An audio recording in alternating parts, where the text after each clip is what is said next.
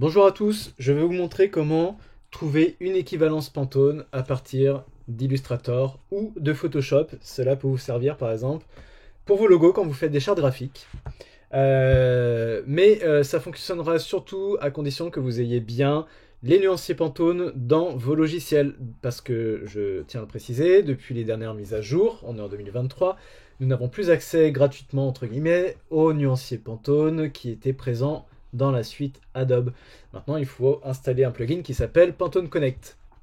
Mais il est possible, si vous êtes malin, de récupérer les fichiers .acb des anciens nuanciers Pantone de vos anciens logiciels pour les réinstaller dans vos nouveaux. C'est ce que j'explique dans un précédent tuto.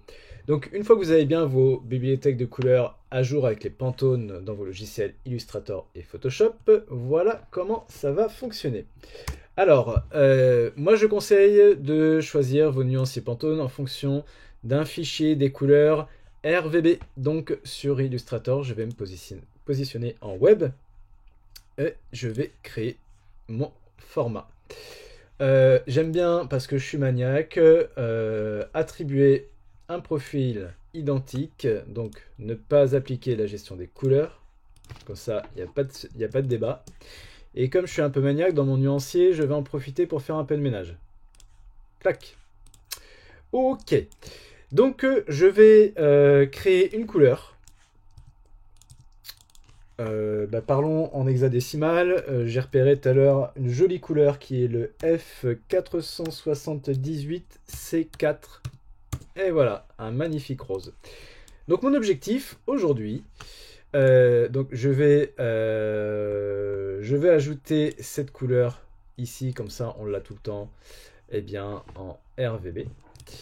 Dans mon nuancier, je veux savoir quelle est sa correspondance Pantone la plus proche. Et bien pour ce faire, je sélectionne ma couleur, je vais ici dans ma roue chromatique, je vais choisir ma bibliothèque dans catalogue de couleurs Solid Coated pour le Pantone. Clac. Et ici, j'ai, si j'appuie dessus, un Pantone 231C qui apparaît. C'est, selon Illustrator, la couleur la plus proche de mon rectangle rose RVB. Je fais OK, clac, et j'ai ici ma nuance Pantone qui s'est importée. Voilà. Une fois que j'ai fait ça, eh bien, je suis ravi. J'ai à gauche, hop, je vais le décaler un petit peu s'il veut bien, ma couleur RVB, et à droite, ma couleur Pantone. On va faire le même exercice sur Photoshop. C'est légèrement différent, mais ça fonctionne tout aussi bien. Je suis en RVB. Je ne veux pas de profil colorimétrique. Tac. Et donc, je vais prendre mon pot de peinture et lui dire que je veux du F478C4. Waouh, c'est magique, c'est déjà paramétré.